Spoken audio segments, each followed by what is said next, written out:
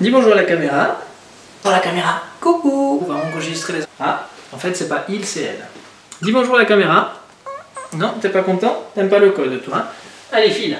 Bonjour à tous, j'espère que vous allez bien. Aujourd'hui dans cette vidéo, je vais vous donner 10 conseils pour obtenir facilement votre code de la route.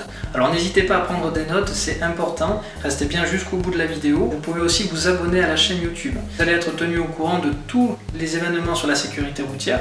Je vais vous donner aussi des informations pour obtenir le permis de conduire et plein d'astuces même si vous avez déjà le permis. Alors premier conseil, il peut paraître évident pour certaines personnes, ça va être de lire votre bouquin du code de la route. Quand vous vous êtes inscrit à l'auto-école, vous avez dû avoir normalement dans vos fournitures ce livre. Ça doit être vraiment votre bouquin jusqu'à l'obtention du code. Le mieux pour pouvoir le travailler facilement, c'est de le lire régulièrement. Peut-être pas d'un coup, sinon vous allez vite en avoir marre. Mais si vous le lisez par exemple 2-3 pages tous les soirs, vous allez vraiment très vite progresser. La deuxième astuce, c'est de travailler intelligemment. Qu'est-ce que ça veut dire de travailler intelligemment? Moi, je serai vous, par rapport à votre bouquin. J'essaierai de voir où c'est que je suis bon, ce que je connais déjà, là où j'ai plus de difficultés. Est-ce que c'est par exemple les règles de circulation? Est-ce que c'est peut-être plus l'apprentissage des panneaux, le fait de les retenir? Est-ce que mon problème c'est plutôt l'arrêt, le stationnement, etc.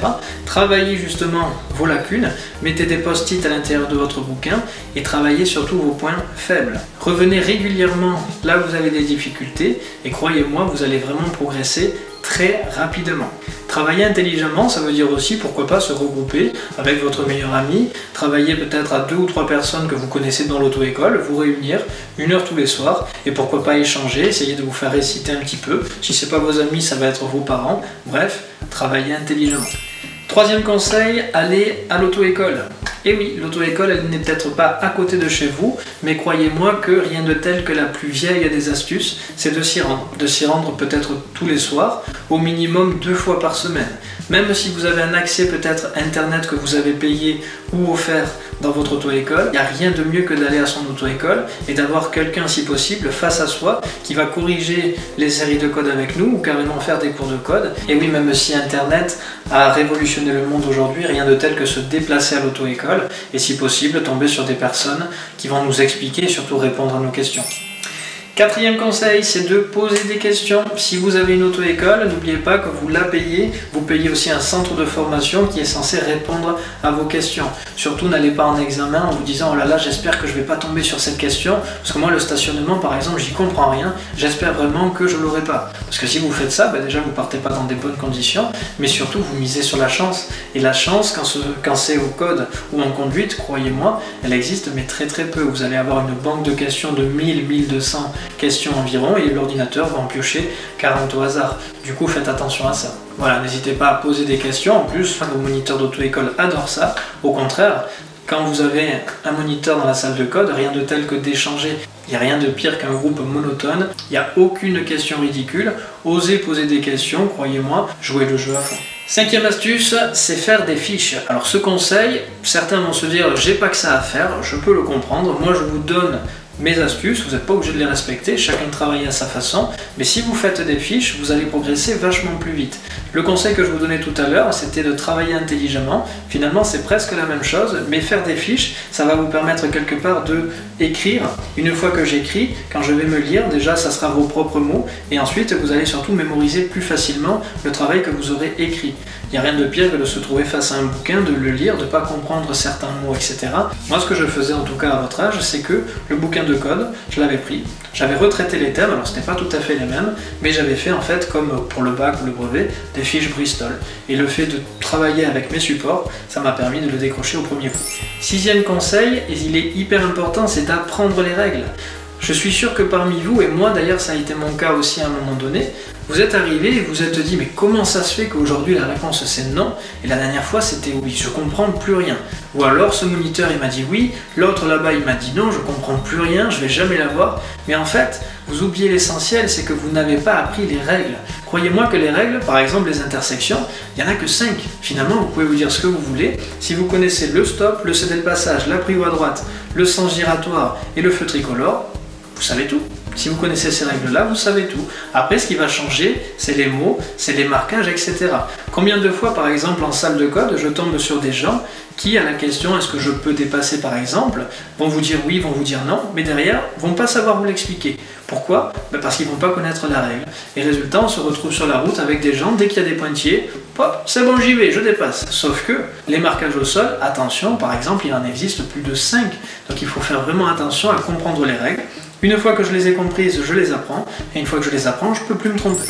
7e conseil, c'est d'être régulier. Régulier, ça veut dire que minimum, je vais 2-3 fois par semaine. Moi, je vous invite, si c'est possible, mais je comprends que vous ayez d'autres activités, le sport, la musique, etc., les devoirs, par exemple, qui vous prennent énormément de temps, de le travailler entre 3 et 5 fois par semaine, c'est vraiment l'idéal. Si vous en faites, par exemple, du lundi au vendredi, une demi-heure, 1 heure tous les soirs, au moins à la limite 1 ou 2 séries, ça va vraiment être bénéfique pour vous. Si vous allez par exemple à l'auto-école qu'une fois par semaine, mais je comprends que parfois ça soit impossible de faire autrement, ça va être compliqué. Voilà, travaillez surtout un petit peu chez vous, l'auto-école va vous aider, mais c'est aussi beaucoup de travail personnel le code. Il faut le travailler régulièrement, et le fait d'être régulier, ça marche dans tout, hein, le sport, la musique, le théâtre, ce que vous voulez, si vous êtes régulier, forcément ça marchera.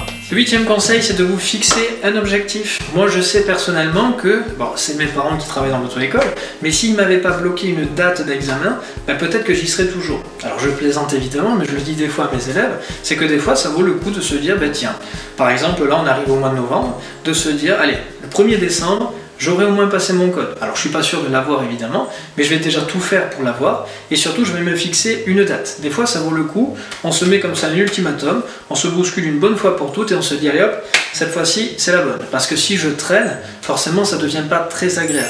Alors c'est bientôt la fin de cette vidéo. 9e conseil, c'est ne cherchez pas la perfection. Parfois j'ai des élèves qui font moins de 5 fautes par exemple et qui ne sont pas satisfaits. Moi ce que je conseille, c'est que si vous faites moins de 8 fautes, déjà vous commencez à avoir un bon niveau. Après il suffit derrière de retravailler un petit peu, de se mettre un grand coup de pied là où je pense, et de se fixer un objectif comme on l'a dit précédemment, et vous allez voir que ça va rentrer tout seul. Si vous cherchez par exemple à faire 0 faute, c'est quasiment impossible. Moi j'invite tous les moniteurs, tous les inspecteurs de France, comme ça, vos parents peut-être aussi des fois, à se remettre un petit peu dans le bain de faire une série. Moi personnellement je fais pas 0 sur 40, mais c'est pas du tout mon but. J'ai le droit de faire des erreurs, encore une fois j'ai le droit d'en faire, mais moins de 5. C'est très difficile, surtout quand on a déjà eu son permis et qu'on le perd, quand on doit revenir dans une salle de code, de se remettre dans le bain de la théorie. Il faut vraiment chercher à faire moins de 5 fautes. Moins de 5 fautes, c'est déjà pas mal. Hein. Alors c'est tout à fait jouable, là, si vous appliquez les conseils qu'on a vus jusqu'à là, croyez-moi, ça va payer. Et la 10e astuce, c'est toujours pareil, je l'avais déjà dit en conduite, mais c'est de vous faire confiance. Si jamais vous avez travaillé régulièrement et intelligemment, il n'y a pas de raison que vous ne l'ayez pas. Le code, c'est vraiment de la théorie, je mélange bien toutes mes connaissances. Et ce que de se passer, c'est souvent, comme à chaque examen, avant de rentrer dans la salle de code, vous allez vous dire « mince, j'ai tout oublié, et si jamais je tombe sur ça, j'y arrive plus, j'ai l'impression de plus rien savoir ». Mais finalement, c'est tout à fait normal. Hein. Dites-vous que ça fait peut-être 2 semaines, ça fait peut-être 3 mois, ça fait peut-être 6 mois que vous travaillez le code à l'auto-école et chez vous. Derrière, il y a quand même du travail. Croyez-moi, le travail, ça paye toujours. Si vraiment vous vous êtes donné les moyens de réussir, alors vous allez réussir. Toujours pareil, si vous réussissez pas du premier coup, c'est pas grave, ça sera du deuxième. Mais faites confiance à vos moniteurs, faites confiance à votre travail, c'est hyper important. Voilà, c'est déjà la fin de la vidéo, j'espère que mes 10 conseils vont vous être bénéfiques. Travaillez, faites-vous confiance. N'hésitez pas à vous abonner à la chaîne et à me dire dans les commentaires si vous l'avez eu du premier coup. En tout cas, on se retrouve très vite pour faire une nouvelle vidéo. Allez, à plus les gens.